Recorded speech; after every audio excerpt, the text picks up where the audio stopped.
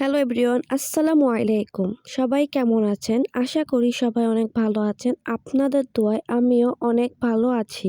কিছুদিন আগে হাঁস রান্না করার একটি ভিডিও দিয়েছিলাম। তখন হাঁস রান্না করে খাওয়ার পর অনেক মজা লেগেছিল। তাই আজকেও হাঁস রান্না করব। তো চলেন আমরা কিভাবে রান্না করি তা দেখাই।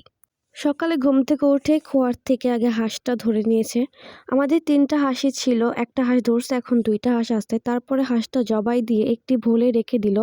তারপর আম্মু গরম পানি করে এনে হাঁসের উপর গরম পানি দিয়ে অনেকক্ষণ ভিজিয়ে রেখেছিল, যদি হাঁসটার উপরে যে পশমগুলো আছে ওগুলো যদি ভালো করে উঠে যায়। হাঁসটা ভালোভাবে পরিষ্কার করে পশমগুলো ভালোভাবে সব পশমগুলো উঠাইয়া, বড় বড় পশমগুলো উঠাইয়া তারপরে আগুনে ছ্যাঁকা দিতে হবে। আগুনে ছ্যাঁকা দিতে হবে কারণ ভিতরে ছোট ছোট পশম থাকতে পারে, ওই পশমগুলোর জন্য আগুনে ছ্যাঁকা দিতে হবে।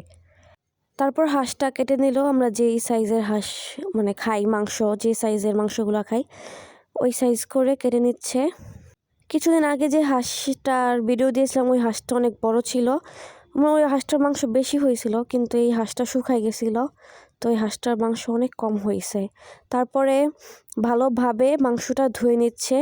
দেখেন লাল পানিটা সাদা হয়ে গেছে, অনেক ধুইতেছে, অনেক ভালোভাবে ধুতে হবে মাংস, কারণ হাঁসের মাংস তো একটু গন্ধ আসে, তো ভালোভাবে ধুতে হবে।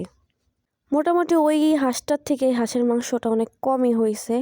এখানে ধোয়া আম্মুর কাছে পছন্দ হয় দেখে আম্মুর ঘরে যে আবার হাঁসের মাংসটা ধুইছে। তারপর আদা রসুন পেঁয়াজ মরিচ শুকনো মরিচ সব কিছু ভালোভাবে বেটে নিচ্ছে, এবং আনাম রসুন হাঁসে দিবে তো ওই রসুনও কাইটা নিছে, তারপর বাটিতে উঠাই নিছে। চুলায় কড়াই বসাই দিছে, কড়াইটা গরম হওয়ার পরে তেল দিয়ে দিছে।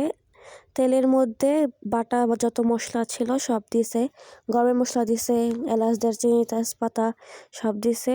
তারপর বাটা মশলা আদা রসুন বাটা মরিচ বাটা সব কিছু দিছে। তারপর হলুদের গুঁড়ো দিছে, মরিচের গুঁড়ো দিছে অল্প পরিমাণে। তারপর পরিমাণ মতো লবণ দিয়ে একটু পানি দিয়ে ভালোভাবে কষিয়ে নিচ্ছে। মশলাটা কষালেই তো তরকারিটা মজা হবে। তার মধ্যে কিছু কাঁচামরিচ দিয়ে দিছে, কারণ এই কাঁচামরিচগুলো অনেক ঝাল ছিল। মশলাটা কষানো হলেই মাংসগুলা দিয়ে দিয়েছে, মাংসগুলা দিয়ে ভালোভাবে কষিয়ে নিতে হবে। কষানোর সময় হালকা একটু পানি দিয়ে ঢাকনা দিয়ে ঢেকে রেখে দেব সিদ্ধ হওয়ার জন্য। মাংসটা কষানো প্লাস সিদ্ধ হলে আমরা পরিমাণ মতো পানি দিয়ে দেবো।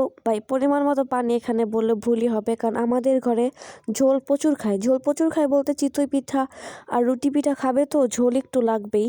তো অনেক ঝোল দিয়ে দিল। আমাদের মাংস রান্না করা শেষ, আমি আমার ভাইয়াকে বেড়ে দিলাম, ও এখন খাচ্ছে। ও সবসময় রান খায়, ওই যে রানটা এখন কামড় দিচ্ছে, এখন ওর ভিতরে না খাইয়ে এক্সপিরিয়েন্স দেয় যে অনেক মজা হয়েছে। আম্মুকে আব্বু বেড়ে দিচ্ছে।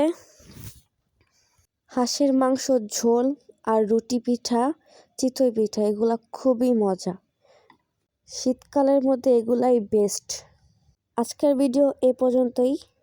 যার যার ফলো লাগবে আমাদের এই ভিডিওতে কমেন্ট করবেন, সবার পেজে গিয়ে আমি ফলো করে দেব, এবং আমার পেজটি ফলো করে দিবেন, ইউটিউব চ্যানেলটি সাবস্ক্রাইব করে দেবেন। সবাই ভালো থাকবেন, সুস্থ থাকবেন, আমাদের জন্য দোয়া করবেন। আল্লাহ হাফেজ, আসসালামু আলাইকুম।